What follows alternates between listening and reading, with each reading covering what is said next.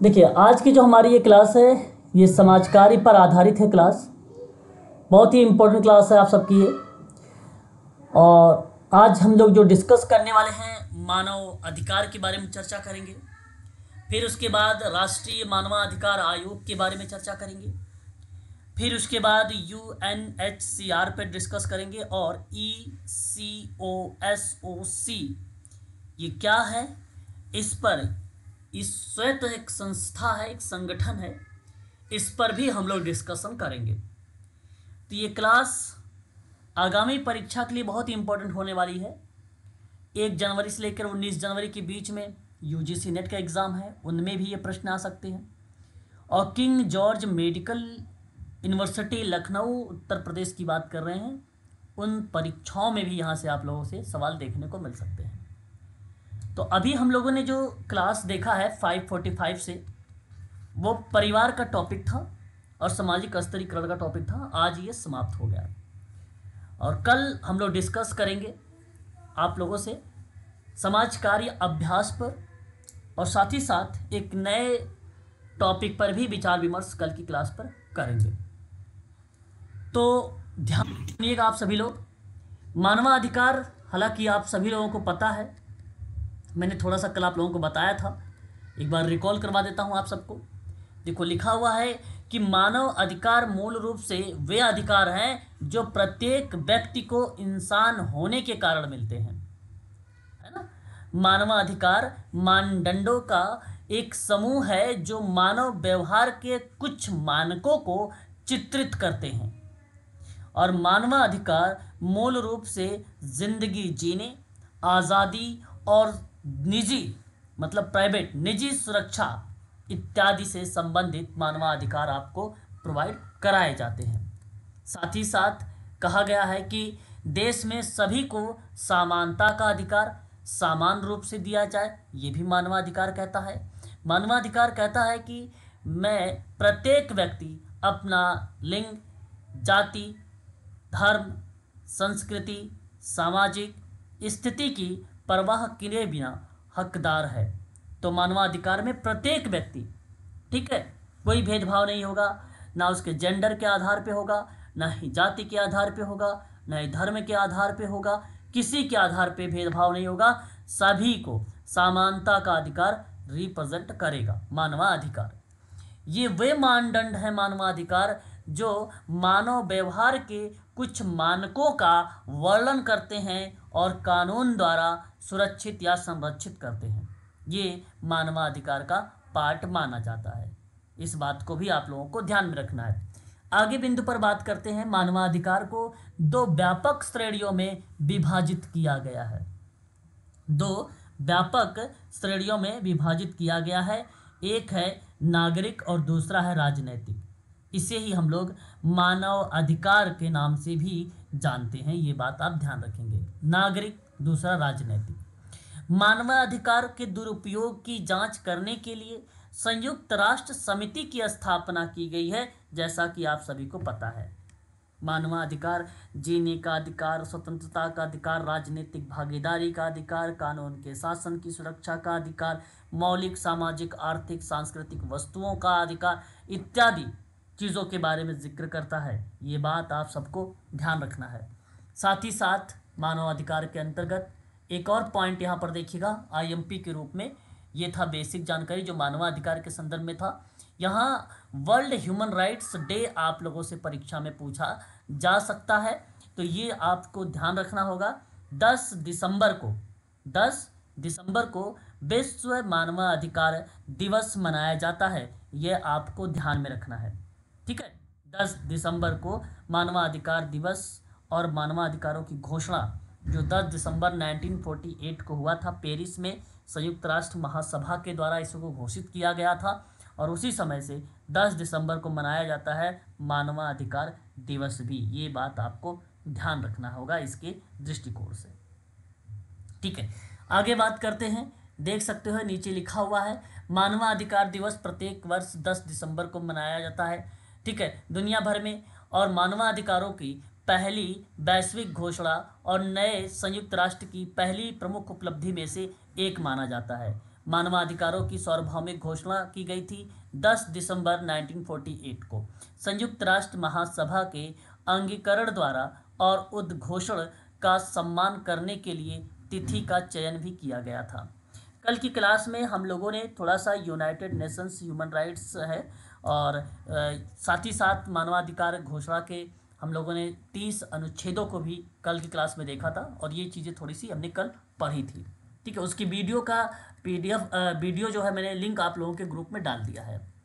अब देखिए मानवाधिकार की थोड़ी सी परिभाषा क्या होती है। परिभाषा: अधिकार एक ऐसी व्यवस्था है जिसके द्वारा सामान्यतः कोई व्यक्ति अपने व्यक्तित्व का संपूर्ण विकास नहीं कर सकता है। ये परिभाषा डिफाइन की गई है किसके द्वारा? हेराल्ड लॉस्की के द्वारा डिफाइन की गई है। ये भी आपको ध्यान रखना है। ठीक है, हेराल्ड लॉस्की के द्वारा बताया गया है कि अधिकार एक ऐसी व्यवस्था है जिसके बिना सामान्यतः कोई व्यक्ति अपने व्यक्तित्व का संपूर्ण विकास नहीं कर सकता है। ये बात बताई गई है हेराल्ड लॉस्की के द्वारा। दूसरी परिभाषा हमारे सामने प्रस्तुत हो रही है: संविधान नागरिकों को मौलिक अधिकार प्रदान करता है, परंतु मानव अधिकार नागरिक अपने जन्म से ही प्राप्त करता है। ये बहुत इंपॉर्टेंट परिभाषा है, ये याद रखिएगा, सुभाष कश्यप की ये परिभाषा है। साथ ही साथ अगर हम बात करते हैं मानवाधिकार में एक और परिभाषा, यह कहना ज़्यादा सुरक्षित है कि जब तक अंतर्राष्ट्रीय राजनीतिक व्यवस्था और अधिक एकीकृत नहीं हो जाती तो मानवाधिकार के मानक संभवतः पवित्र लेकिन अव्यवहार इच्छाओं के राज्य में ही रहेंगे। हालांकि ये परिभाषा इम्पॉर्टेंट रही है। जैसे अगर हम बात आपसे करें कि यह कहता है मानवाधिकार कि ज़्यादा सुरक्षित है कि जब तक अंतर्राष्ट्रीय राजनीतिक व्यवस्था और अधिक एकीकृत नहीं हो जाती तो मानवाधिकार के मानक संभवतः पवित्र और अव्यवहार्य इच्छाओं के राज्य में ही रहेंगे। तो ये परिभाषा कोलंबिस और बुल्क के द्वारा दिया गया है। ये परिभाषाएं जो आपने अभी देखा है, ये सभी परिभाषाएं मानवाधिकार के रिलेट कराती या मानवाधिकार से संबंधित हैं। ठीक है, आगे बात करते हैं। उसके बाद नेक्स्ट पॉइंट पर आता है कि मानवाधिकार के महत्व का आकलन इस बात से किया जा सकता है कि द्वितीय विश्व युद्ध के समाप्त होने के बाद, द्वितीय विश्व युद्ध समाप्त होने के बाद, ठीक है, जब 1948 में संयुक्त राष्ट्र संघ की स्थापना हुई तो मानवाधिकार के संवर्धन और संरक्षण को इसमें, ठीक है, इसने अपने प्रमुख उद्देश्यों में रखा, अपने प्रमुख उद्देश्यों में रखा। ये बात भी आपको ध्यान में रखनी है इस संबंध में।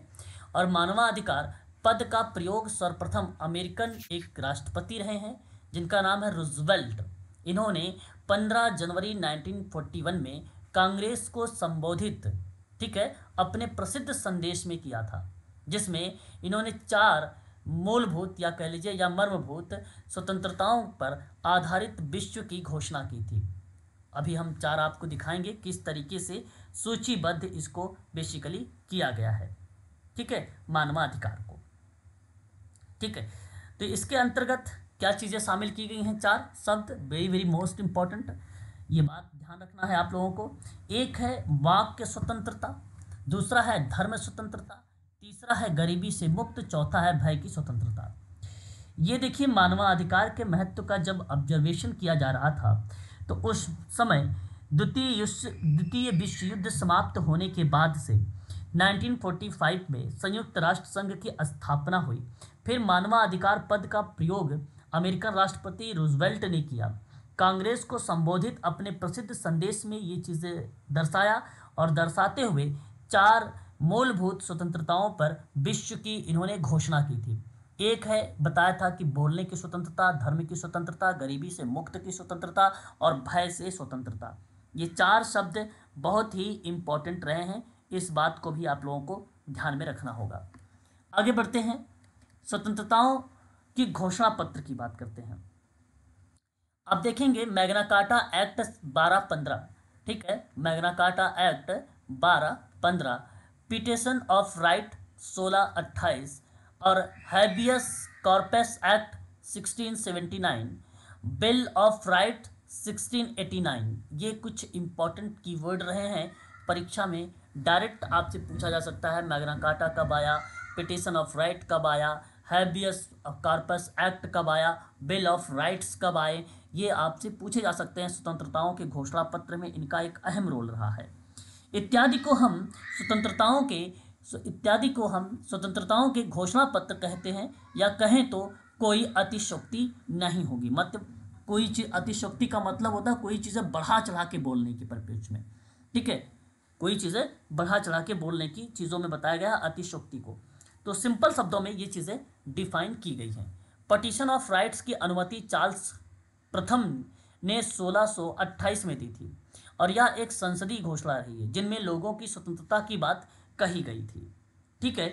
एग्जाम्पल के तौर पे अगर हम बात करें, किसी के ऊपर संसद की अनुमति के बिना ना तो ऋण अधिरोपित किया जाएगा और ना ही करारोपण किया जाएगा। जैसे ऋण आप देने के परिप्रेक्ष्य में, मूल धन देने के परिप्रेक्ष्य में, इस तरीके की बातें जिक्र किया गया था पिटिशन ऑफ राइट्स के। तो इतनी चीज़ें केवल याद रखें कि पिटिशन ऑफ राइट्स कब आए, तो वो 1628 में आई थी, जो एक संसदीय घोषणा रही है जिसमें स्वतंत्रताओं की बात कही गई है। ये बात आप जरूर ध्यान में रखें 1628 को लेकर। उसके बाद मानवाधिकार का थोड़ा सा यहाँ पर मीनिंग बताया गया है। देखिए, अच्छा, इसमें 3 चीज़ें थी, मैंने अभी आपको बताया केवल एक चीज़, कौन सा, पिटिशन ऑफ राइट। दूसरी अगर हम बात करते हैं हैबियस कॉर्पस एक्ट को लेकर, ये देखिए संस्थागत रोकथाम के लिए मार्ग प्रशस्त करता है। राष्ट्र संघ के तत्वाधान में ना उन अल्पसंख्यक संधियों में, संधि का मतलब था मित्रता, एक प्रकार के अल्पसंख्यक संधियों में अल्पसंख्यकों के अधिकारों के संरक्षण की बात की गई थी। अल्पसंख्यक को लेकर वो हैबियस कॉर्पस एक्ट था जो 1679 का था। एक अगर हम बात करते हैं तो इसमें बिल ऑफ राइट्स, ये देखो मानवाधिकार के सार्वभौमिकीकरण को रिलेट कराता है, ठीक है ना। और साथ ही साथ अगर मैं बात करता हूँ तो इसके आगे जो भी स्वतंत्रता के घोषणा पत्र होते हैं वो कहीं ना कहीं मानवाधिकार के सार्वभौमिक घोषणा पत्र के अंतर्गत शामिल किए गए हैं उन चीज़ों को। उसके बाद देखिए हमारे सामने आ रहा था एक शब्द मानवाधिकार का तात्पर्य, और सीधा सा है कि मानवाधिकार का अधिकार वह अधिकार है जो प्रत्येक व्यक्ति मानव होने के नाते जन्म से प्राप्त करता है, उसे मानवाधिकार कहता है। ये अप्लाइड टाइप का एक बार सवाल बनाया गया था एमपी में, मध्य प्रदेश में सोशल वर्क का पेपर आया हुआ था एमपीपीएससी में, तो उसमें सवाल बनाया गया था और एक ऑप्शन में लिखा हुआ था कि प्रत्येक व्यक्ति मानव होने के नाते जन्म से प्राप्त होता है क्या मानवाधिकार, तो वहाँ पर बच्चे उसको क्लिक किए थे, कूट के रूप में ये सवाल आया था, ये बात जरूर ध्यान रखेंगे। उसके बाद देखिए मानवाधिकार का पहला charter, very very most important keyword IMP है, इसको जरूर ध्यान रखेंगे। मानवाधिकार का पहला चार्टर मानवाधिकारों की सार्वभौमिक घोषणा है, ठीक है। इसे 10 दिसंबर 1948 को संयुक्त राष्ट्र ने अपनाया था और यह अंतर्राष्ट्रीय मानवाधिकार कानून की नींव मानी जाती है। ये आईएमपी पॉइंट है, स्लाइड है, इसको ध्यान रखेंगे। उसके बाद देखिए मानवाधिकार की सार्वभौमिक घोषणाओं में संयुक्त राष्ट्र संघ ने इसे 10 दिसंबर 1948 को इस्टेब्लिश किया। इसका मुख्यालय के रूप में अगर हम बात करते हैं तो मैनहट्टन टापू न्यूयॉर्क नगर में, न्यूयॉर्क राज्य में, संयुक्त राज्य में, ये बेसिकली इसका मुख्यालय बनाया गया है। यहाँ पे इसके सदस्य वर्ग की बात करते हैं तो 193 सदस्य देश रहे हैं। इसकी आधिकारिक भाषाओं की बात करते हैं, पेपर में आधिकारिक भाषाएं भी आ चुकी हैं, तो इसमें अरबी है, चीनी है, अंग्रेज़ी है, फ्रांसीसी है, रूसी है, स्पेनी है। ये 6 भाषाएं का प्रयोग किया गया है। इन 6 भाषाओं को आप रट्टा मार लीजिए, ये भी परीक्षा में आ सकता है। उसके बाद देखिए एक और कीवर्ड यहाँ पर इम्पॉर्टेंट के रूप में रखिएगा इसे भी, कि साइरस सिलेंडर दुनिया में मानवाधिकार का पहला चार्टर है। साइरस सिलेंडर दुनिया में मानवाधिकार का पहला चार्टर है। इसे राजा साइरस द ग्रेट ने जारी किया था। इस चार्टर का संयुक्त राष्ट्र की 6 आधिकारिक भाषाओं में अनुवाद किया गया है, जो आप ये 6 भाषाएं यहाँ पर नीचे देख रहे हैं। ये भी आपको यहाँ पर थोड़ा सा ध्यान में रखना होगा। आगे बात करते हैं मानवाधिकार की घोषणा में। यहाँ पर देखिए जो है एलेनोर रूजवेल्ट मानवाधिकार आयोग की पहली अध्यक्ष रही हैं। ये पहली अध्यक्षता के रूप में भी इनका चुनाव इसमें किया गया था। वह एक अमेरिकी राजनीतिक हस्ती थी और उन्होंने संयुक्त राज्य अमेरिका की पहली महिला के रूप में भी काम किया है। मानवाधिकार की सार्वभौमिक घोषणा रूजवेल्ट की अध्यक्षता में अपनाई गई थी। वेरी वेरी मोस्ट इंपॉर्टेंट, ये आपको ध्यान रखना होगा। और आज वर्तमान में अगर कोई इसका अध्यक्ष या महासचिव के रूप में रिप्रेजेंट है तो एंटोनियो गुटेरेस है। एंटोनियो गुटरेस हैं, ये शब्द भी आपको ध्यान रखना होगा। मानवाधिकार के अंतर्गत, मानवाधिकार के अंतर्गत कुछ सिद्धांत का प्रतिपादन किए थे कुछ दार्शनिक महोदय लोग। 3 दार्शनिक नाम है। परीक्षा में ये सवाल बन सकता है कि मानवाधिकार के दर्शन का संबंध सामाजिक संविदा के सिद्धांतों से संबंधित निम्न में कौन सा विद्वान है। ये सवाल में भी हो सकता है पूछा जाए। तो एक नाम याद करिएगा आप सभी लोग, हॉब्स का नाम आता है। दूसरा नाम नोट करेंगे, लॉक का नाम आता है। तीसरा नाम नोट करेंगे, रूसो का नाम आता है। ये 3 बेसिकली एक अहम लोगों ने अदा किया है, तो ये जरूर ध्यान में रखेंगे। ठीक है, क्लियर है ये बात? एक बार स्पष्ट करिएगा प्लीज। सर एक बार रिपीट कर दीजिए ना।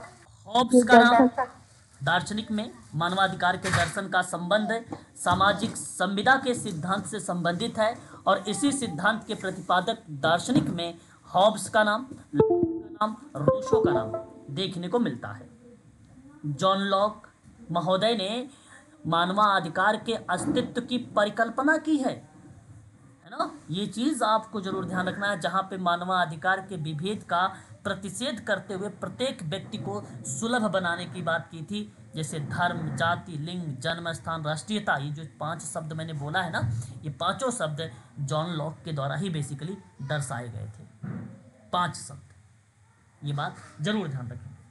आगे बात करते हैं मानवाधिकार की सार्वभौमिक घोषणाओं में।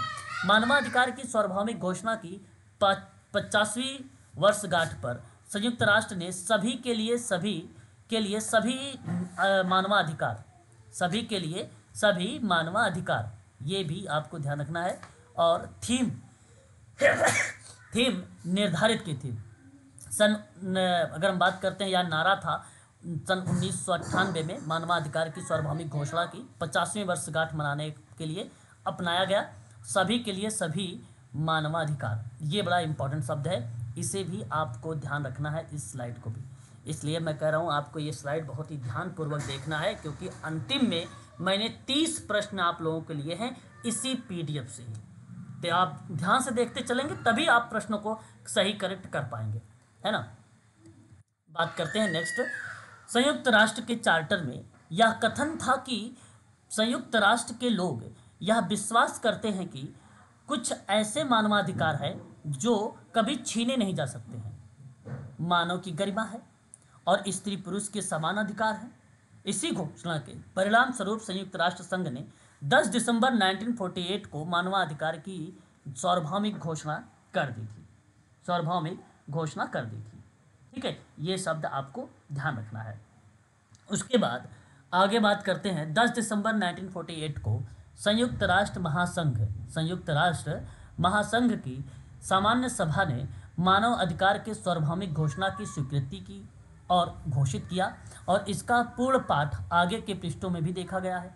ऐतिहासिक कार्य के बाद ही सभा के सभी सदस्य देशों ने पुनरावेदन किया और इस घोषणा का प्रचार भी किया। देशों और प्रदेशों की राजनीतिक स्थितियों पर आधारित भेदभाव का विचार किए बिना विशेषता विद्यालय और अन्य शिक्षा संस्थानों में विचार, प्रदर्शन, पठन और व्याख्या का भी प्रबंधन किया। हालांकि मैं आपको बता रहा हूँ थोड़ा सा वैश्विक परिदृश्य में मानवाधिकार के संदर्भ में, जब अमेरिका के राष्ट्रपति रूजवेल्ट ने 16 जनवरी सन 1941 को 16 जनवरी 1941 को, ये 48 की बात नहीं कर रहा हूँ, 41 की बात कर रहा हूँ मैं, अपने विचार व्यक्त करते हुए कहा था कि धर्म स्वतंत्रता, गरीबी उन्मूलन, है ना, और वाक स्वतंत्रता एवं विकास के कारक को मानवाधिकार का भाग बताया था। कहा था कि ये भाग हैं जो मैंने ऊपर आपको 4 शब्द बताए थे ऊपर, है ना, ये भाग थे 1941 में। तो विश्व युद्ध के बाद, है ना, विश्व युद्ध के बाद सन 1941 में शांति की स्थापना किया और कार्य किया। तो उसी के बाद सन 1948 में मानवाधिकार सार्वभौमिकता की घोषणा की गई, और ये भी अंतर्राष्ट्रीय स्तर पर किया गया, अंतर्राष्ट्रीय स्तर पर किया गया था। उन्हीं के अंतर्गत ना मानव अधिकार एवं जनहित के बारे में आपको बता दें, 3 शब्द आपने सुना होगा, सामाजिक, आर्थिक और राजनैतिक न्याय। न्याय के एलिमेंट है बेसिकली हमारे संविधान में 3 प्रकार के न्याय होते हैं। मैंने अभी हाल ही में UGC नेट वाले बच्चों को कॉन्स्टिट्यूशंस पढ़ा रहा था, तो उसमें मैंने प्रस्तावना में बताया था कि न्याय के कितने पार्ट है, 3 पार्ट हैं जहां मैंने सामाजिक, आर्थिक और राजनीतिक न्याय के बारे में परिचर्चा किया था। ठीक है, आगे देखेंगे। इसी घोषणा का सरकारी पाठ संयुक्त राष्ट्रों की इन 5 भाषाओं में प्राप्त, जैसे सरकारी, देखिए ये घोषणा में सरकारी पाठ में संयुक्त राष्ट्रों की इन 5 भाषाओं में प्राप्त है, जैसे अंग्रेजी, चीनी, फ्रांसीसी, रूसी और स्पेनी अनुवाद का जो पाठ यहाँ दिया गया वह भारत सरकार द्वारा भी क्या किया गया, स्वीकार भी किया गया। उसके बाद सार्वभौमिक घोषणा एवं मानवाधिकार, सार्वभौमिक घोषणा एवं मानवाधिकार के बारे में जिक्र होता है। तो इसके अंतर्गत क्या शब्द आते हैं, संयुक्त राष्ट्र मानवाधिकार संबंधी सार्वभौमिक घोषणा में कुल 30 अनुच्छेद हैं, जिसमें मानवाधिकार संबंधी मूलभूत सिद्धांतों का समावेश किया गया है। मानवाधिकारों के सार्वभौमिक घोषणा में समाजवाद का अद्भुत सामंजस्य स्थापित किया गया है और इसी में नागरिक और राजनीतिक अधिकारों के साथ साथ आर्थिक एवं सामाजिक अधिकारों का समावेश भी किया गया है। जैसे कि आप नेक्स्ट पॉइंट में देखेंगे स्लाइड में, तो यहाँ पर देखिए पहले तो 2 भागों में इसको डिफाइन किया गया है। एक तो सिविल और राजनीतिक अधिकार के रूप में डिफाइन किया गया है, जिसमें यह कहा गया कि 2 से लेकर 21 का तक के ये आर्टिकल सारे इसमें शामिल किए गए हैं। कल की क्लास में मैंने आपको पढ़ाया है ये, ठीक है, सारे के सारे आर्टिकल्स। एक बार आप लोग यहाँ पे फटाफट सुन लीजिए। पहले में जैसे प्राण एवं दैहिक स्वतंत्रता, जो बेसिकली आर्टिकल 3 रिलेट कराता है। दास्ता और गुलामी के विरुद्ध की स्वतंत्रता, आर्टिकल 4 रिलेट कराता है। मानवीय व्यवहार और मंत्रणा मतलब क्या होता है, काउंसलिंग होता है, से विमुक्ति के बारे में अनुच्छेद 5 रिलेट कराता है। ठीक है, विधि के समक्ष समता का आर्टिकल 6 रिलेट कराता है। ये जानते हैं किसका है, ये बेसिकली सार्वभौमिक घोषणा एवं मानवाधिकार के अंतर्गत ये सारी बातें मैं बता रहा हूँ, आपको पता चले आप इंडियन कॉन्स्टिट्यूशन के अनुच्छेद रिलेट कर रहे हैं, तो वो नहीं है, ये अलग है, वो अलग है। ठीक है, विधियों में सम्मुख संरक्षण का अधिकार है, राष्ट्रीय अभिकरण का प्रभावी उपचार है, अवैध गिरफ्तारी और निरोध है, स्वतंत्र और निष्पक्ष सुनवाई है, निर्दोषता का अधिकार है। ये सभी आर्टिकल्स मैंने कल की क्लास में आप लोगों को बताया है, आप लोगों ने देखा भी होगा, है ना। मैं सीधा आगे लेके चलता हूँ। दूसरा पार्ट देखिए, जो खा था वो आर्थिक और सामाजिक अधिकार से है, जहाँ 22 से शुरू होता है। ठीक है, 22 आर्टिकल से शुरू होता है, ये 30 तक जाता है, तो 30 अनुच्छेद बेसिकली दर्शाए गए हैं। ठीक है, एक इम्पॉर्टेंट कीवर्ड यहाँ पर देखिएगा, मानव अधिकारों की सार्वभौमिक घोषणा को यूएनओ यानी यूनाइटेड नेशंस ऑर्गेनाइजेशन द्वारा अपनाया गया है। यूएनओ का मतलब है संयुक्त राष्ट्र संगठन। यह एक अंतर्राष्ट्रीय संगठन है जिसकी स्थापना द्वितीय विश्व युद्ध के परिणामों को देखने के बाद 1945 में इसकी स्थापना या की गई थी, या इसके बारे में विचार विमर्श भी किया गया था। तो ये क्रिया बेसिकली रिप्रेजेंट होती है मानवाधिकार के संदर्भ में। उसके बाद नेक्स्ट पॉइंट, भारत में मानवाधिकार की रक्षा के लिए राष्ट्रीय मानवाधिकार आयोग और राज्य मानवाधिकार आयोग है, या आप सभी लोगों को पता भी होगा NHRC के बारे में, है ना, नेशनल ह्यूमन रिसोर्स मानवाधिकार है ना, तो ये क्या बनेगा, रिसोर्सेज कमीशन बनेगा, है राइट कमीशन, राइट कमीशन बनेगा, रिसोर्सेज मतलब संसाधन हो जाएगा, राइट मतलब होता है अधिकार। ठीक है, तो ये एक प्रकार से नेशनल ह्यूमन राइट्स कमीशन का पार्ट बनेगा, ये भारत के परिप्रेक्ष्य में बनेगा, यहाँ से सवाल भी आपको देखने को मिल सकते हैं। अब थोड़ा ध्यान से इसके बारे में भी सुन लीजिएगा। जैसे राष्ट्रीय मानवाधिकार आयोग की होता क्या है, यह देश का एक स्वायत्त विधिक संस्था है।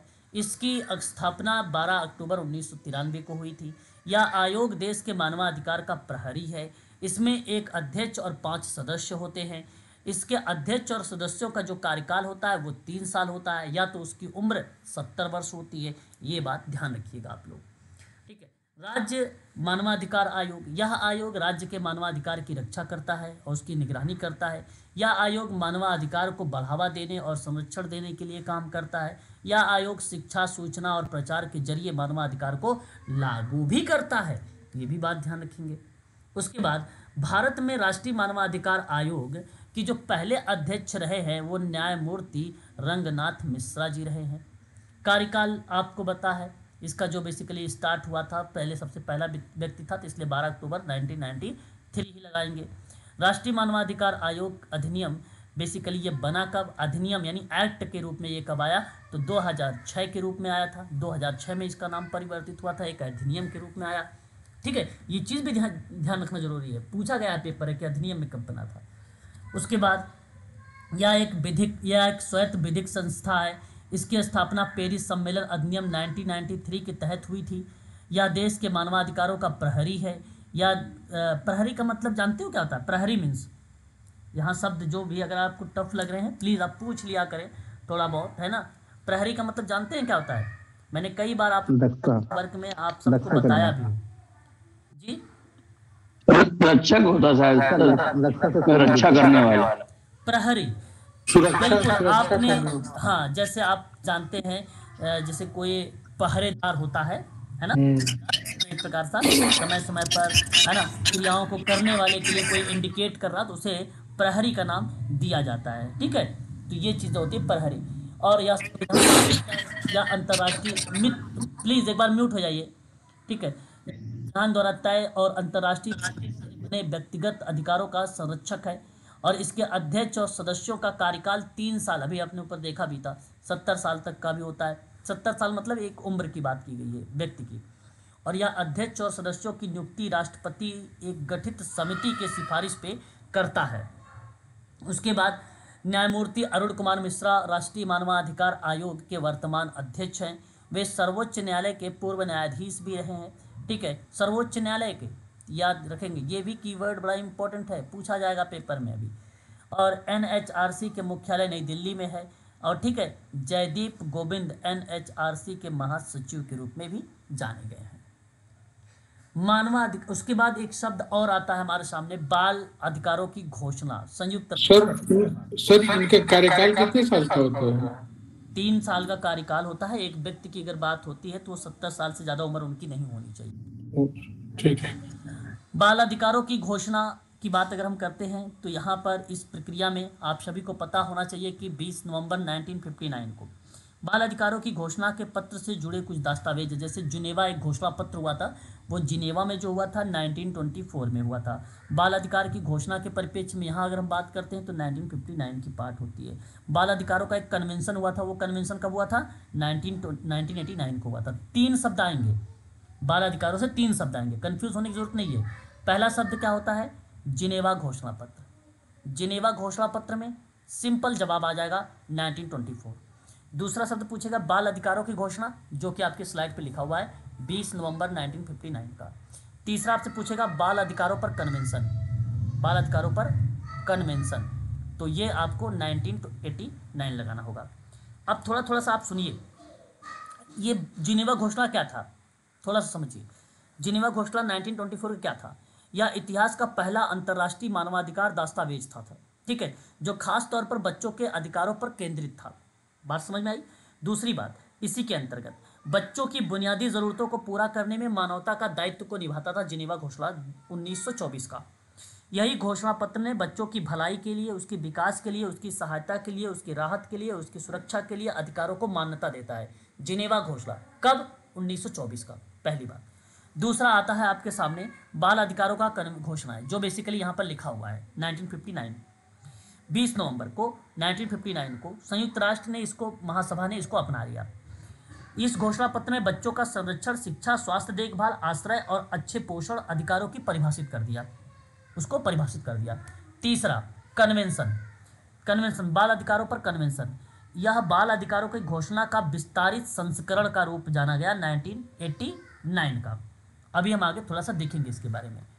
तो देखिए यहाँ पर वर्ष 1989 को यूनेस्को के द्वारा अंतर्राष्ट्रीय बाल वर्ष घोषित किया गया। Very very most important point, ये बाल वर्ष घोषित किया गया, बाल वर्ष घोषित किया गया 1979 का, 1979 का अंतर्राष्ट्रीय बाल वर्ष। उसके बाद बाल अधिकारों की घोषणा पहले तो 1924 में हुआ, अच्छा अभी हमने बताया था आपको ऊपर, जिनेवा घोषणा पत्र में अपनाया गया। मानवाधिकार की सार्वभौमिक घोषणा को अपनाने के बाद अधिकारों का प्रचार ने जिनेवा घोषणा की कमियों को उजागर किया और इसका विस्तार भी करना पड़ा, या उसका विस्तार भी किया। फिर उसके बाद बाल अधिकारों की घोषणा में बच्चों के जीवन, भोजन, पोषण, स्वास्थ्य, विकास, शिक्षा, आवास, पहचान, नाम, राष्ट्रीयता, परिवार, मनोरंजन, ठीक है, बदसलूकी, सुरक्षा और गैर कानूनी व्यापार जैसे अधिकारों को भी शामिल किया। 20 नवंबर 1989 को, 20 नवंबर 1989 को, ये भी बड़ा इंपॉर्टेंट शब्द रहा है, बाल अधिकारों पर कन्वेंशन, जहां संयुक्त राष्ट्र महासभा ने बाल अधिकारों पर कन्वेंशन को अपनाया। यह बच्चों को सभी मौलिक अधिकार को मान्यता देने वाला पहला अंतर्राष्ट्रीय कानूनी के रूप में बाध्यकारी पाठ का रूप में जाना गया, या इसको बनाया गया अंतर्राष्ट्रीय कानूनी। बाल अधिकारों की घोषणा, जिसे कभी कभी बाल अधिकारों को जिनेवा घोषणा के रूप में भी जाना जाता है, बाल अधिकारों को बढ़ावा देने वाला एक अंतर्राष्ट्रीय दस्तावेज है जिसे एग्लांटीन जेब द्वारा तैयार किया गया था। 1924 में लीग ऑफ नेशंस द्वारा अपनाया गया था। 1959 में संयुक्त राष्ट्र द्वारा विस्तारित रूप से इसको अपनाया गया था। तो 1924 का जो घोषणा पत्र रही थी 1924 का जिनेवा घोषणा पत्र, वो लीग ऑफ नेशंस के द्वारा अपनाया गया था। और 1959 को तो आपको साफ शब्दों में बताया दिया गया कि संयुक्त राष्ट्र महासभा द्वारा अपनाया गया था। उसके बाद फ्रांसीस राष्ट्रीय संविधान सभा ने 26 अगस्त 1789 को एक घोषणा पत्र, जिसको बोला जाता है ड्रेस, ध्यान रखिएगा, फ्रांसीस राष्ट्रीय संविधान सभा, ये इंपॉर्टेंट शब्द आ गया, 26 अगस्त 1789 को एक घोषणा पत्र ड्रेस डोइटस डे ल होमे एट टू सियाट, इसका मतलब है कि मनुष्य और नागरिक के अधिकारों की घोषणा, हिंदी में जारी किया। और यह फ्रांसीस क्रांति का एक मौलिक दस्तावेज बना। कब? 26 अगस्त 1789 को। डिक्लेरेशंस ड्रेस ट्रोइटस डेला फेमे एक्ट डेला सिटियन, ठीक है, इसे महिला एवं महिला नागरिकों के अधिकारों की घोषणा के रूप में जाना गया। 1791 में ओलंपे डी गोवेज द्वारा, ये नाम पूछा जाता है कि ये भाई किसके द्वारा रिप्रेजेंट किया गया है, तो ये नाम भी आप लोगों को ध्यान में रखना होगा, ठीक है। महिला एवं महिला नागरिकों के अधिकारों की घोषणा के संदर्भ में ये नाम आपके सामने अगर पूछा जाए तो आप साफ शब्दों में बता देना कि ओलंपे डी गॉजेस द्वारा इसको अपनाया गया है। कब अपनाया गया था? तो 1791 में, ठीक है। फ्रांसीस लेखिका रही हैं ओलंपे डी गॉसेज महोदय, ठीक है।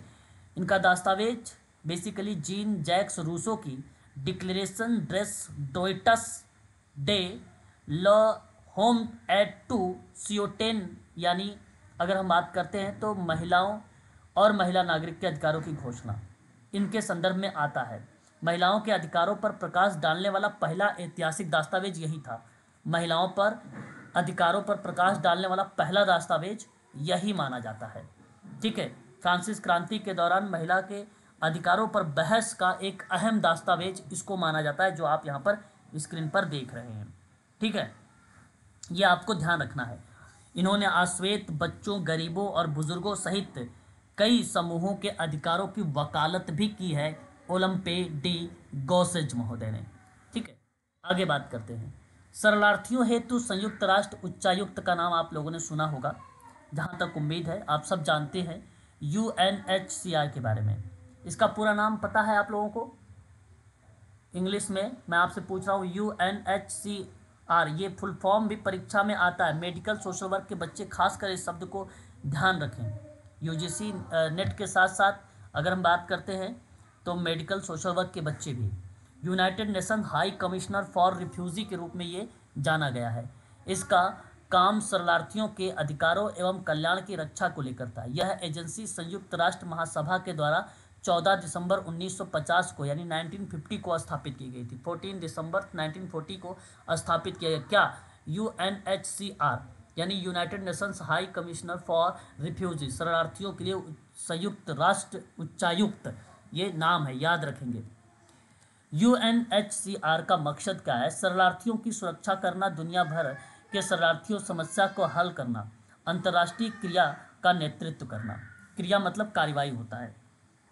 और UNHCR, जिसको आप United nation high commissioner for refugee बोलते हो, संघर्ष और उत्पीड़न के विस्थापित लोगों को जीवन रक्षक की सहायता देना या सहायता देता है। वहीं UNHCR एक सुनिश्चित करता है कि शरणार्थियों को स्वास्थ्य सेवा, शिक्षा और आजीविका मिल सके। वहीं अगर हम बात करते हैं United Nations high commissioner for refugee, तो राज्य विहीन लोगों की मदद भी करता है। साथ ही साथ UNHCR वर्तमान उच्चायुक्त में अगर हम बात करते हैं कौन है इस समय, तो फिलिपो ग्रांडी महोदय हैं इसके वर्तमान में उच्चायुक्त। भारत में UNHCR का मुख्यालय कहाँ पर है? तो नई दिल्ली या दिल्ली में है। और क्षेत्रीय कार्यालय इसका कहाँ पर है? तो चेन्नई में है। ये भी इम्पोर्टेंट की रहेगा आप सबके लिए। उसके बाद भारत में UNHCR United Nations high commissioner for refugee के सद्भावना राजदूत जॉन अब्राहम हैं। भारत में अगर हम बात करते हैं, UNHCR ने 2015 में शांति और निरस्त्रीकरण और विकास के लिए इंदिरा गांधी पुरस्कार भी जीता था। ये भी इम्पोर्टेंट रहेगा। साथ ही साथ इसका प्राथमिक उद्देश्य ये रहा कि शरणार्थियों के अधिकारों और कल्याण की रक्षा करना है। किसका? United Nations high commissioner for refugee का। ठीक है, यह सुनिश्चित करने का प्रयास करता है कि हर कोई शरण लेने के अधिकार का प्रयोग कर सके और दूसरे राज्य में सुरक्षित शरणार्थी पा सके या शरण ले सके, जिससे स्वेच्छा से घर लौटने या अस्थायी रूप से एकीकृत होने या किसी तीसरे देश में फिर से बसने का विकल्प उनके पास हो सके। इस क्रिया पर भी विचार विमर्श करता है। कौन? United Nations high commissioner for refugee. साथ ही साथ आप देख सकते हो, उसके बाद एक और शब्द हमारे सामने आता है ECOSOC। इसका मतलब है आर्थिक और सामाजिक परिषद, United Nations economic and social council. Very very most important ये भी है। यह एक संयुक्त राष्ट्र का अंग माना जाता है। किसको? United Nations economic and social council को। किसको माना जाता है? एक संयुक्त राष्ट्र का अंग। तो याद रखेंगे ECOSOC को। ठीक है, जिसको United Nations economic and social council के नाम से जानते हैं आप लोग। ये बेसिकली क्या है? A central part of UN system that promote sustainable जो डेवलपमेंट गोल्स हैं, उसके अंतर्गत भी इसके पार्ट शामिल किए गए हैं। ठीक है, साथ ही साथ अगर हम बात करते हैं तो यह जून 1946 के ECOSOC the United Nations economic and social council, United Nations economic. ठीक है, यहाँ पर इकोनॉमिक की बात किया गया है। ECO का मतलब इकोनॉमिक और SOC की बात अगर जो की गई है, SO से सोशल की बात की गई है और C से काउंसिल की बात की गई है। संकल्प द्वारा इसे आर्थिक और सामाजिक परिषद का एक कार्यात्मक आयोग के रूप में स्थापित किया गया है। इस आयोग के संयुक्त राष्ट्र के 45 सदस्य देश भी इसमें शामिल हैं। ठीक है, यह एक समन्वय और नीति समीक्षा और नीतिगत संवाद, आर्थिक, सामाजिक और पर्यावरणीय मुद्दों पर सिफारिशों के साथ साथ अंतर्राष्ट्रीय स्तर पर लक्ष्यों का क्रियान्वयन हेतु सन 1945 में संयुक्त राष्ट्र चार्टर द्वारा स्थापित एक निकाय माना जाता है। ये 1945 में संयुक्त राष्ट्र का एक चार्टर स्थापित निकाय माना जाता है। नीति समीक्षा करना, नीतिगत संवाद करना, आर्थिक, सामाजिक, पर्यावरणीय मुद्दों पर सिफारिश करना या उसकी बातचीत करना, इस तरीके का काम करता है। कौन? United Nations economic and social council. ठीक है, इसमें महासभा द्वारा 3 वर्ष की अवधि के लिए निर्वाचित 45 सदस्य होते हैं। 54 सदस्य होते हैं। ठीक है, 54 सदस्य होते हैं 3 वर्ष की अवधि के लिए। यह सतत विकास, अभी मैंने आपको बताया था ऊपर, सस्टेनेबल डेवलपमेंट गोल के अंतर्गत ये चीज़ें basically promote sustainable development goal कहीं ना कहीं एक अपना पार्ट अदा करता है या रोल अदा करता है। तो सस्टेनेबल विकास पर बहस एवं अभिनव सोच के लिए संयुक्त राष्ट्र का एक केंद्रीय मंच बेसिकली है। साथ ही साथ संयुक्त राष्ट्र की 14 विशिष्ट एजेंसियां, 10 कार्यात्मक आयोग, 5 क्षेत्रीय आयोग के कार्यों का समन्वय करता है। 9 संयुक्त राष्ट्र निधि का मतलब होता है फंड एवं कार्यक्रमों की रिपोर्ट प्राप्त करता है और संयुक्त राष्ट्र प्रणाली सदस्य राज्यों के लिए नीतिगत सिफारिश भी जारी करता है। कौन? तो याद रखेंगे इकोनॉमिक एंड सोशल काउंसिल। ठीक है, आगे बात करते हैं इकोनॉमिक एंड सोशल काउंसिल के बारे में। तो संयुक्त राष्ट्र की आर्थिक, सामाजिक, सांस्कृतिक और स्वास्थ्य से जुड़े मामलों को संभालती है ये। दूसरा, यह मानवाधिकार और मौलिक स्वतंत्रताओं से जुड़ी हुई है। तीसरा जो है इकोनॉमिक एंड सोशल काउंसिल संयुक्त राष्ट्र की एक तकनीक और विशेष एजेंसियों के साथ काम करने में समन्वय रखती है, कोऑर्डिनेशन रखती है। अगर हम बात करते हैं इकोनॉमिक एंड सोशल काउंसिल, तो 54 सदस्य यानी 54 सदस्य देश होते हैं और इन सदस्यों का चुनाव महासभा करती है। इनका कार्यकाल 3 साल का होता है और हर साल 1/3 सदस्य पद को हट जाते हैं। Very very most important keyword है ये। ठीक है, तो इसमें देख सकते हो हर साल 1/3 सदस्य पद से हट जाते हैं और उनकी जगह नए सदस्य जो है चुन लिए जाते हैं। जो हट जाएंगे जाहिर सी बात है नए सदस्य चुने जाएंगे। कितने हटाए जाते हैं ये ध्यान रखना ज़रूरी है, तो 1/3 सदस्य, ठीक है। उसके बाद the United Nations economic and social council की बात करते हैं तो इसके अध्यक्ष का कार्यकाल 1 साल का होता है। और अगर हम बात करते हैं इकोनॉमिक सोशल काउंसिल हर साल जुलाई में एक 4 सप्ताह का सत्र, जुलाई में 1/4 मतलब जुलाई में 4 सप्ताह का सत्र आयोजित किया जाता है। अच्छा, 1 या तो 4 सप्ताह में बेसिकली अगर हम बात करते हैं, ठीक है, तो वहाँ पे एक सत्र बेसिकली आयोजित किया जा सकता है। और इकोनॉमिक एंड सोशल काउंसिल अंतर्राष्ट्रीय आर्थिक और सामाजिक मुद्दों पर चर्चा करेगा और नीति की सिफारिश भी करेगा। इकोनॉमिक एंड सोशल काउंसिल के अंतर्गत अंतर्राष्ट्रीय स्तर पर सहमत लक्ष्यों को हासिल करने के लिए काम भी करेगी। इकोनॉमिक सोशल काउंसिल बेसिकली अंतर्राष्ट्रीय शांति बहाली के लिए काम भी करती है।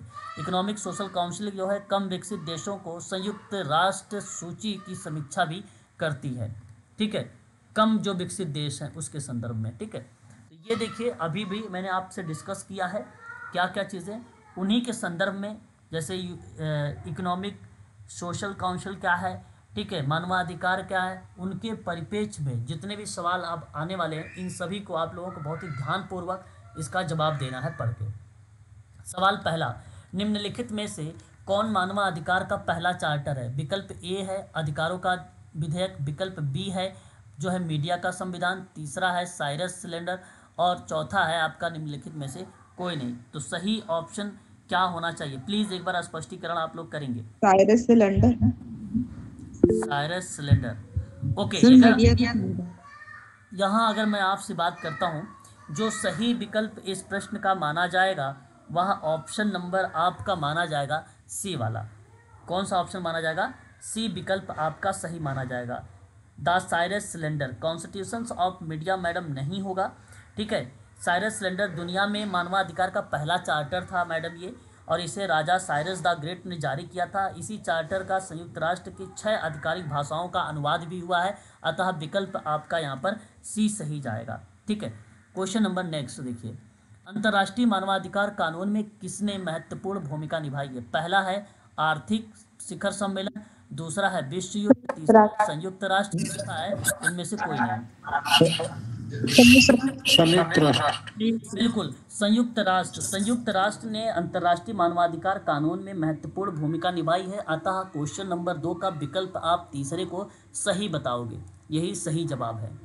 उसके बाद मानवाधिकार की सार्वभौमिक घोषणा नामक ऐतिहासिक दस्तावेज किसने अपनाया था? पहला है यूनेस्को, दूसरा है यूनिसेफ, तीसरा है संयुक्त राष्ट्र संघ, चौथा है इनमें से कोई। विकल्प क्या होना चाहिए? संयुक्त राष्ट्र। बिल्कुल, यहाँ देखिए मैं आपको अगर बात करते हैं संयुक्त राष्ट्र संघ, जिसको आप बोलते हो यूएनओ, मानवाधिकार की सार्वभौमिक घोषणा को यूएनओ के द्वारा अपनाया गया, इसका मतलब है संयुक्त राष्ट्र संगठन। यह एक अंतर्राष्ट्रीय संगठन है जिसकी स्थापना द्वितीय विश्व युद्ध के परिणामों के देखने के बाद 1945 में देखने को हम लोगों को मिला था। तो इसका सही विकल्प होगा सी ऑप्शन, यानी तीसरा। आगे बात करते हैं क्वेश्चन नंबर 4 में, संयुक्त राष्ट्र संघ द्वारा मानवाधिकार की सार्वभौमिक घोषणा कब हुई थी? पहला है 10 दिसंबर 1946,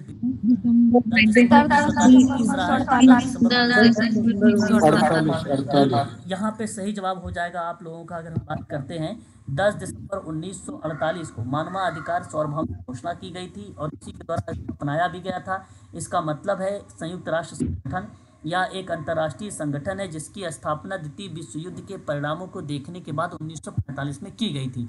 ये बात ध्यान रखिएगा, 1945 में स्थापना हुई, घोषणा 1948 में हुई थी, 3 साल जरूर ध्यान रखेंगे। मानवाधिकार की सार्वभौमिक घोषणा का कौन सा अनुच्छेद बताता है कि राष्ट्रीयता का अधिकार व्यक्ति की इच्छा पर निर्भर करता है? यदि आप लोगों ने कल की क्लास देखा होगा 30 आर्टिकल, तो आप आसानी से इस प्रश्न का जवाब भी मुझे दे पाएंगे। आर्टिकल नंबर 15 आपको क्या कहता है? सीधा सीधा बताता है कि प्रत्येक व्यक्ति की राष्ट्रीयता का अधिकार है, किसी को भी मनमाने ढंग से उसकी राष्ट्रीयता से वंचित नहीं किया जा सकता है, ना ही उसकी राष्ट्रीयता बदलने का अधिकार से वंचित भी किया जा सकता है। तो विकल्प आपका यहाँ पर 4 करेक्ट होगा, डी ऑप्शन, अनुच्छेद नंबर 15 इस प्रश्न में बताया गया है, ठीक है। इसलिए आर्टिकल भी आप 15 तक तो याद ही रखो कम से कम। मानवाधिकार आयोग का प्रथम अध्यक्ष कौन था? अब देखिए थॉमस जेफरमैन, बी आता है थॉमस पेन का, और सी आता है रूजवेल्ट का, और डी आता है इनमें से कोई नहीं। सी सही जवाब क्या होगा? सी। सी होगा सर। एलोनोर रूजवेल्ट का नाम यहाँ पे सी वाला विकल्प जो होगा ये विकल्प आपका सही जाएगा। क्वेश्चन नंबर 7, मानवाधिकार की सार्वभौमिक घोषणा किसकी अध्यक्षता में अपनाई गई थी? पहला विकल्प हो जाएगा एडोल्फ हिटलर, बी हो जाएगा जवाहरलाल नेहरू, सी हो जाएगा रूजवेल्ट, और डी हो जाएगा इसमें से कोई। एलेनोर सही रूजवेल्ट। हो जाएगा आप लोगों का इस प्रश्न का जवाब। अगर हम बात करते हैं क्वेश्चन नंबर 7 का, रूजवेल्ट का नाम आता है मानवाधिकार की सार्वभौमिक घोषणा की अध्यक्षता बनाई थी, और अमेरिकी राजनीतिक हस्ती थी जिन्होंने संयुक्त राष्ट्र अमेरिका की पहली महिला के रूप में काम किया, और रूजवेल्ट ने मानवाधिकार आयोग की पहली अध्यक्ष मानी जाती हैं। ये बात जरूर ध्यान में रखेंगे। क्वेश्चन नंबर 8 में मानवाधिकार की सार्वभौमिक घोषणा निम्नलिखित पर से लागू होती है। पहला है प्रत्येक व्यक्ति चाहे वह किसी भी धर्म या जाति का, लिंग या सांस्कृतिक पृष्ठभूमि का हो। ये विकल्प आपका क्या जाना चाहिए? यहाँ पर करेक्ट होना चाहिए, है सर। और यही ऑप्शन ही आपका क्या हो जाएगा? सही मान लिया जाएगा। संयुक्त राष्ट्र के सदस्य द्वारा नागरिक, ये गलत हो जाएगा, ये भी गलत हो जाएगा। तो मेरा कहने का विकल्प ये है, कहने का आशय ये है कि पहला जो विकल्प है ये आपका ऑप्शन यहाँ पर सही जाएगा। क्वेश्चन जी नंबर सर। 8 का ऑप्शन ए वाला या ऑप्शन पहला वाला आपका सही होगा। क्वेश्चन नंबर नेक्स्ट देखेंगे। अगला सवाल हमारे सामने, मानवाधिकार के सार्वभौमिक घोषणा किस वर्षगांठ के सभी के लिए सभी मानव अधिकार का नारा अपनाया गया था? सर पहला पहला दूसरा, होगा सर। तीसरा, कौन सा? 50वां। 50वां, बिल्कुल सही जवाब, 50वां वर्षगांठ। हाँ। ठीक है। क्वेश्चन नंबर नेक्स्ट बढ़ेंगे। 10 नंबर का सवाल, मानवाधिकार की सार्वभौमिक घोषणा में कुल कितने अनुच्छेद बताए गए हैं? तो आप सभी लोगों को पता है 30 अनुच्छेद बताए गए हैं। विकल्प तीसरा वाला सही हो जाएगा। नेक्स्ट सवाल की बात करते हैं। निम्नलिखित में से किस वर्ष संयुक्त राष्ट्र के द्वारा बाल अधिकारों की घोषणा पारित की गई थी? बाल अधिकारों की घोषणा पारित की गई थी 1959। सर सेकंड हाँ, 20 नवंबर 1959 को 20 नवंबर जी सर। 1959 को संयुक्त राष्ट्र महासभा के द्वारा बाल अधिकारों की घोषणा को अपनाया गया था, और इसे संयुक्त राष्ट्र महासभा के 78 सदस्यों के द्वारा सर्वसम्मति से अपनाया गया था। 78 सदस्यों के द्वारा। ठीक है, ये भी बात ध्यान रखेंगे। नेक्स्ट सवाल पर बात करते हैं। निम्नलिखित में से किस देश ने मनुष्य और नागरिक के अधिकारों की घोषणा की है? किस देश ने? पहला विकल्प है इटली, दूसरा है भारत, तीसरा है फ्रांस, चौथा है सभी। क्या जवाब होना चाहिए आपका यहाँ पर करेक्ट? सर सी। बिल्कुल, फ्रांस यहाँ पर सही होगा। फ्रांस मनुष्य और नागरिकों के अधिकारों की घोषणा फ्रांस करता है। विकल्प सी आपका यहाँ पे करेक्ट होगा। क्वेश्चन नंबर 13, मानवाधिकार दिवस कब मनाया? 10 दिसंबर। 10 दिसंबर मनाया जाता है। विकल्प आप सभी का पहला यहाँ पर करेक्ट जवाब हो जाएगा। 10 दिसंबर को मानवाधिकार दिवस के रूप में हर साल मनाया जाता है, ताकि मानवाधिकारों के महत्व की पुष्टि की जा सके, और यह मानवाधिकार की सार्वभौमिक घोषणा को अपनाने की वर्षगांठ के उपलक्ष्य में मनाया जाता है। ये बात भी आपको ध्यान में रखना होगा। आगे बात करते हैं। भारत में NHRC, जिसको आप लोग बोलते हो नेशनल ह्यूमन राइट्स कमीशन, 1993। अधिकार आयोग का गठन कब हुआ था?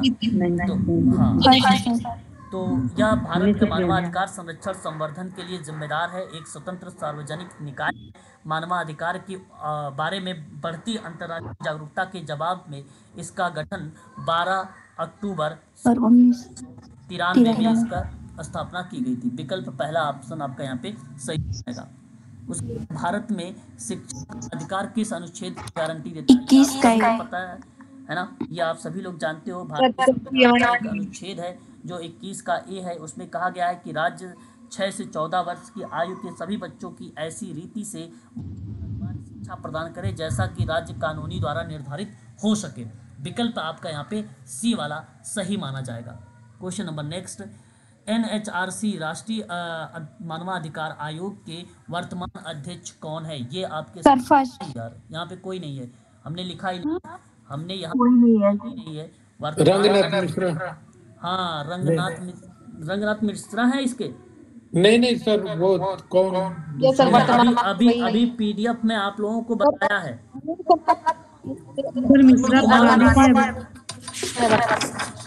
अरुण कुमार मिश्रा। हाँ, अरुण कुमार मिश्रा। इन्होंने बेसिकली ये चीज़ जरूर ध्यान रखेंगे आप सभी लोग, इस समय यही पदभार संभाल रहे हैं ठीक है, और सर्वोच्च न्यायालय के पूर्व न्यायाधीश रह चुके हैं, ये बात आप सबको पता है। और सर्वोच्च न्यायालय के ही पूर्व न्यायाधीश बेसिकली इसके क्या बनते हैं, अध्यक्ष बनते हैं। ये बात ध्यान रखिएगा।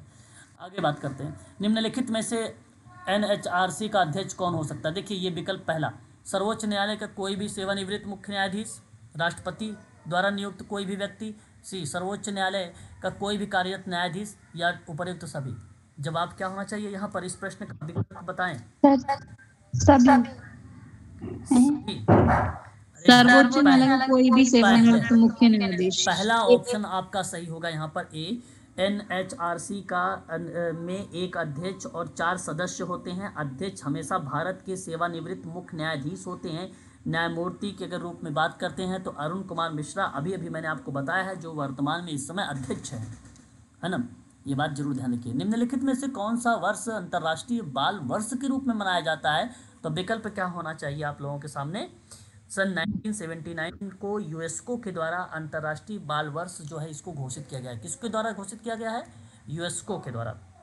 किसके द्वारा, यूनेस्को। यूनेस्को के द्वारा, ठीक है, ये आपको ध्यान रखना है। भारतीय संविधान में निम्नलिखित में से कौन सा अनुच्छेद बच्चों के खतरनाक काम को रोकने की बात करता है। बड़ा आसान सवाल है और ये आप सबको पता भी होगा। अनुच्छेद 24 रिप्रेजेंट 24 सर।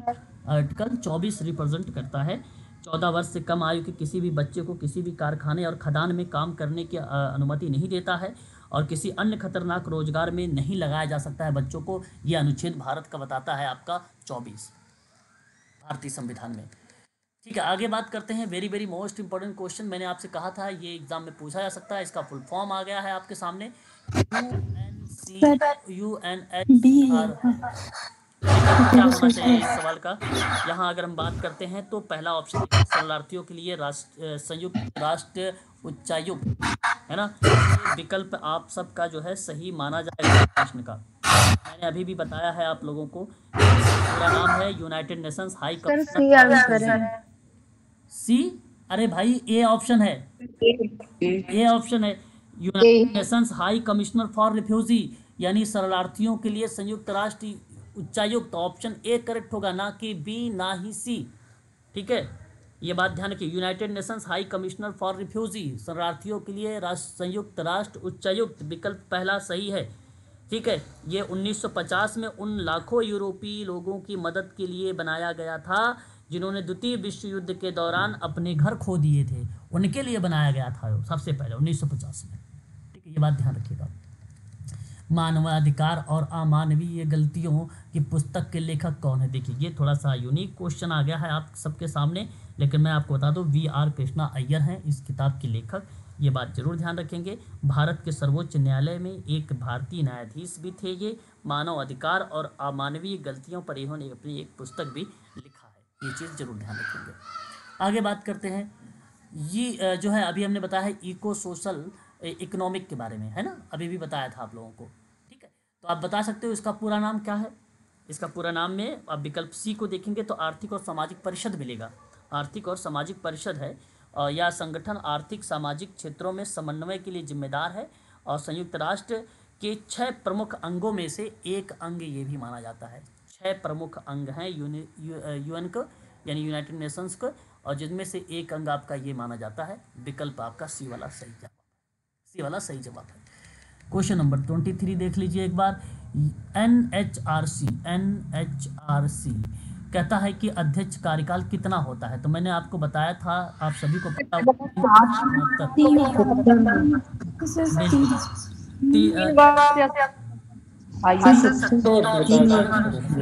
क्या बताया था सर। 3 वर्ष। देखो 3 वर्ष या 70 साल, 3 वर्ष कह लीजिए या 70 साल कह लीजिए। यहाँ पे 69 लिखा हुआ, तो इसका मतलब ये थोड़ी ना कि आप इसको एलिमिनेट कर दो। इसी के इर्द गिर्द आ रहा है ना, इसी के इर्द गिर्द आ रहा है ना भाई। तो कहने का मतलब यही है, 3 साल आपको लगाना और 69, तो भाई 69 के बजाय 70 है तो इसी के आसपास है, 69 कह लीजिए। ठीक है, कहीं कहीं 70 भी मिल जाता है। ठीक है, 5 तो मिलेगा ही नहीं, जब 5 में कहोगे तब तो 70 साल मिलेगा, तो हो ही नहीं सकता, एलिमिनेट हो जाएगा, क्योंकि 3 साल का होता है कि नहीं। अब बात करते हैं यहाँ किसकी बात किया है भाई। बात अगर यहाँ पर होती राष्ट्रीय मानवाधिकार आयोग के अध्यक्ष, उपाध्यक्ष सर सी होगा। सी होगा ना? जी सर। हाँ, यहाँ एक चीज, मेरी बात को बड़े ध्यान से सुनिएगा आप सभी लोग, बड़े ध्यान से सुनिएगा। अध्यक्ष का कार्यकाल बेसिकली 3 साल या 70 साल की उम्र तक या 69 साल की उम्र तक होता है। जो भी पहले हो या अध्यक्ष और सदस्य अपना कार्यकाल पूरा करने के बाद फिर उसकी नियुक्ति हो सकती है। तो उस प्रक्रिया में एक बात जरूर ध्यान रखिएगा, इसमें एक अध्यक्ष और एक उपाध्यक्ष और 5 सदस्य होते हैं। नहीं, सी गलत जवाब है, सी गलत जवाब है, सी गलत जवाब है, बी करेक्ट है, बी सही जवाब है, बी करेक्ट जवाब है।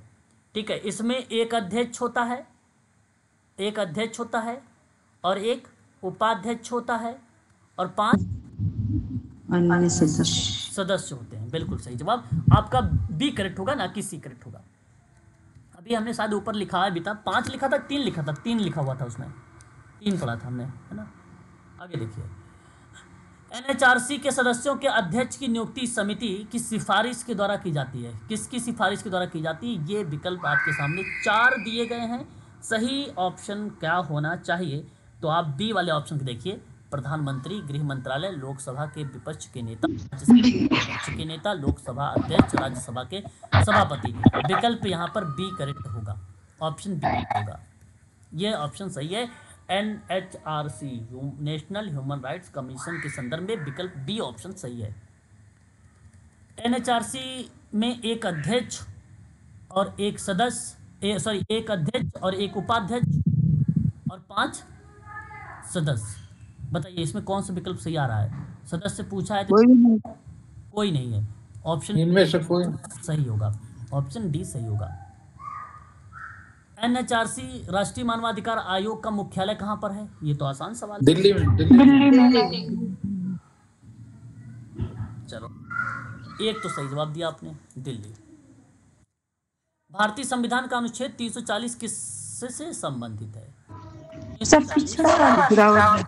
हाँ, पिछड़ा वर्ग से शामिल है या उससे संबंधित है। आईएमपी सवाल है। पिछड़ा वर्गों की स्थिति की जांच के लिए आयोग की नियुक्ति, ठीक है, इसके बारे में बताता है ये अनुच्छेद 340।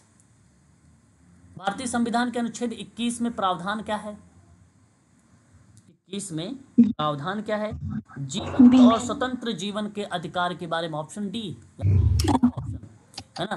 तो देखिए आप सभी को बता दूं, किसी भी व्यक्ति को कानून द्वारा स्थापित प्रक्रिया के अनुसार उसके जीने या जीवन या व्यक्तिगत स्वतंत्रता से वंचित नहीं कर सकते हैं, है ना। तो ये विकल्प आपका डी सही माना जाएगा। क्वेश्चन नंबर नेक्स्ट, अंतर्राष्ट्रीय आपराधिक न्यायालय कहाँ स्थित है? ये थोड़ा सा यूनिक सवाल है, लेकिन आपके टॉपिक तो ये बेसिकली आपने सुना होगा द हेग करके, द हेग अंतर्राष्ट्रीय आपराधिक न्यायालय बेसिकली द हेग नीदरलैंड में स्थित है, लैंड में स्थित है, नीदरलैंड में, ये याद रखिएगा, हेग में। क्वेश्चन नंबर 70 कह रहा हूँ, क्वेश्चन नंबर 30, राष्ट्रीय मानवाधिकार आयोग अधिनियम में किस वर्ष परिवर्तन किए गए हैं? किस वर्ष परिवर्तन? 2006 में। भाई मैंने अभी बताया था कि जी सर, अधिनियम के रूप में किस रूप में वर्णित हुआ था? तो राष्ट्रीय मानवाधिकार आयोग अधिनियम में 2006 में परिवर्तन जो है किया गया था, तो वो 2006 था। मैंने अभी ऊपर स्लाइड में लिखवाया भी था, आपको दिखाया भी था, ऑप्शन डी था यहाँ पे करेक्ट जवाब, ठीक है। तो ये थे सवाल 30 जो मैंने अभी आप लोगों को करवाए हैं। मानवाधिकार के संदर्भ में जब भी सवाल बनाए जाएंगे कुछ इसी तरीके के सवाल रहेंगे और बड़े ही आसान शब्दों में सवाल बनाए जाएंगे। आप आसानी से आप सोचिए आपके अधिकार क्या है ना, आपके राइट्स क्या है, उन्हीं के संदर्भ में ये सवाल आएंगे। फैक्ट रूप में जिस तरीके से बनाए जाएंगे ये चीज़ें मैंने आपको करवा दिया। अभी जब मैं प्रैक्टिस वगैरह करवाऊंगा तो उसमें भी आप लोगों को सवाल इससे मिलेंगे, तो मैं आपको करवाऊंगा उसमें भी, ठीक है। तो यहाँ आप लोगों का ये ह्यूमन राइट्स समाप्त हो गया है। अब रह गया है एक सोशल पॉलिसी, ठीक है, सोशल पॉलिसी रह गई है। सोशल पॉलिसी एक क्लास में 1 घंटे की ये भी है और 1 घंटे की क्लास आप लोगों की और है सोशल चेंज और सोशल कंट्रोल, ये 2 टॉपिक और हैं। ये कल आपका समाप्त हो जाएगा, यूनिट नंबर 2। कल आपकी एक क्लास चलेगी जो है 5:45 पे सोशल चेंज को लेकर और सोशल कंट्रोल को लेकर 5:45 पर, और एक क्लास चलेगी 7 PM पर आपका सोशल पॉलिसी पर, ये आपका दोनों कल आपका समाप्त। फिर आपको परसों से, ठीक है, आप लोगों की प्रैक्टिस स्टार्ट रहेगी यूनिट नंबर 2 पर, ठीक है, यूनिट नंबर 2 पर परसों से 2-3 दिन चलाऊंगा प्रैक्टिस आप लोगों की कंटिन्यू समाज कार्य के प्रश्नों की, ठीक है। तो आज के लिए बस इतना ही रखते हैं, क्लियर है।